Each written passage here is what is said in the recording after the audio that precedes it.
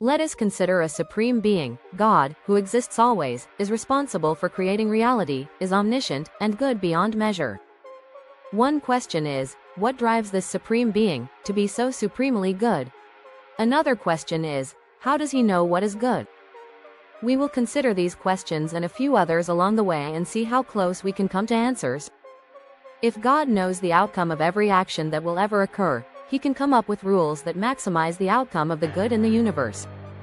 Then God might be considered a utilitarian. But those who will follow the rules are objectivists. And if God writes the rules in the rule followers' hearts, the followers are saints.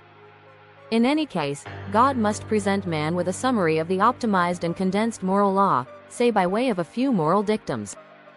Now suppose that a world leader threatened to launch all of his country's nuclear missiles if another world leader didn't murder all the firstborn in that leader's country.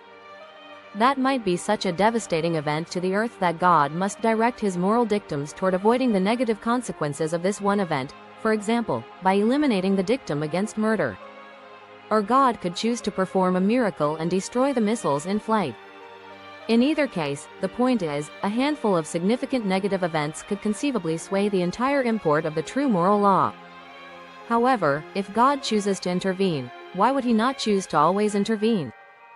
If God chooses to allow us to become moral beings, he must not intervene unless there is an event such as this one, which would disrupt the general good. But what is the good? Would nor God have to choose what the good outcome of the universe is, at least in outline or precept?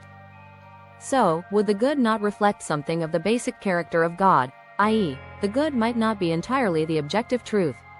It could represent God's preferences to a degree.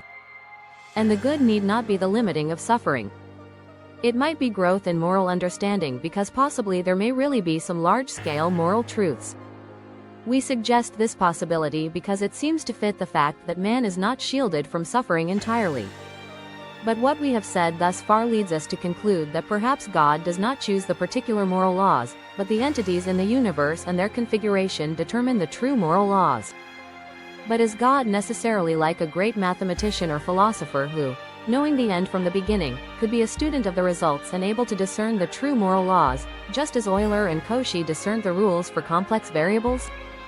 So, God might create existence and yet simply discover moral laws. A final question. Could there be a purpose to God that involves the moral law? Might God be the prime mover of creation, and the moral law the prime mover of God?